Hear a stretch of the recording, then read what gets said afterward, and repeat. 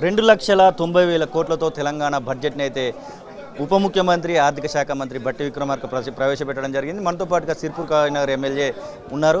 ఎట్లా అనిపిస్తుంది సార్ మీకు ఈ బీజేపీ పార్టీ ఎమ్మెల్యేలు దీనిపైన విశ్లేషణ చేసి ఉండొచ్చు ఆల్రెడీ. కాంగ్రెస్ ప్రభుత్వం వచ్చిన తర్వాత తొలిసారి ప్రవేశపెట్టినటువంటి బడ్జెట్ ఇది. ఎట్లా ఉంది అసలు, ఎట్లా అనిపిస్తుంది ఈ బడ్జెట్ని చూస్తే? కేవలం ఒక మ్యాజిక్ షోలో మెజిషియన్ కదా కనికట్టు చేసి ప్రజలను మురిపించి ఆడియన్స్ను మురిపించినట్టు బట్టి గారి వాళ్ళు మాట్లాడినరు. కేవలం కనికట్టు తప్పించి దాంట్లో వాస్తవం ఏమీ లేదు. ఒకటి, ఆయన స్లోగన్స్ ఇవ్వడంలో, కొటేషన్స్ ఇవ్వడంలో, దాని తర్వాత సామెతలు నుడికారాలు చెప్పడంలో, ఖమ్మం యాసలో మాట్లాడడంలో దిట్ట. అంతవరకే ఆయన తప్పించి ఒక స్టోరీ టెల్లింగ్ చేసిండు తప్పించి వాస్తవ విషయాలను అన్నింటినీ మరుగున పెట్టే ప్రయత్నం చేశారు. ఇవాళ నిన్నటికి నిన్న కేంద్ర ప్రభుత్వం ఏవి రాష్ట్రానికి డబ్బులు ఇవ్వలేదని అంటారా?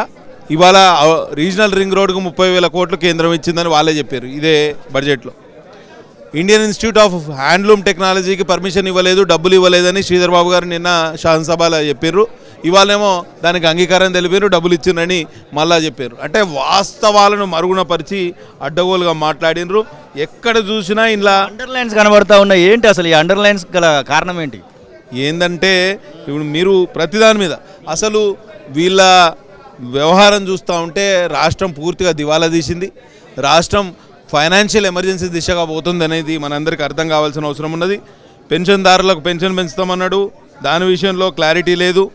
ఇవాళ చాలా వరకు ఆరోగ్యశ్రీ పథకానికి 5 లక్షల నుంచి 10 లక్షలు చేస్తా అంటాడు. ఏ ప్రైవేట్ హాస్పిటల్ కూడా ఆరోగ్యశ్రీ తీసుకోవడానికి సిద్ధంగా లేదు. ఎందుకంటే గతంలో 2-3 సంవత్సరాలుగా వాళ్ళకి పెండింగ్ బిల్స్ ఏవి కూడా చెల్లించలేదు. నువ్వు పెండింగ్ బిల్స్ చెల్లించకుండా ప్రైవేట్ హాస్పిటల్ వైద్యం చేయమంటే చేసే పరిస్థితి లేదు. నువ్వు 5 లక్షలకు 50 లక్షలు చేసినా కూడా దానికి అర్థం లేదు. కాబట్టి వెంటనే పెండింగ్ బిల్లులు చెల్లించాలి. జిహెచ్ఎంసీకి 12,000 కోట్లు కేటాయిస్తున్నామని చెప్తాడు. నువ్వు 1,200 కోట్లు జిహెచ్ఎంసీ కాంట్రాక్టర్లు చెల్లించలేదని నిన్నటికి నిన్న జిహెచ్ఎంసీ కాంట్రాక్టర్లు అందరూ బల్దియా కమిషనర్ కార్యాలయం ముందట పెద్ద ఎత్తున ధర్నా చేశారు. మరి వాస్తవ పరిస్థితులు ఇట్లా ఉంటే నేను చెప్పేది ఏంటంటే కేవలం అంకలగారెడి, కేవలం వట్టిగా మసిబూసి మారేడికాయ చేసి తిమ్మిని బమ్మిని చేసి ఒక ఆర్టిఫిషియల్ వాతావరణాన్ని తయారు చేసిన తప్పించి వాస్తవ విరుద్ధంగా ఇది ఉన్నది. ఇవాళ ఎంత దారుణం అంటే నిజాం షుగర్స్ లిమిటెడ్ని మేము పునరుద్ధరిస్తామని చెప్పారు.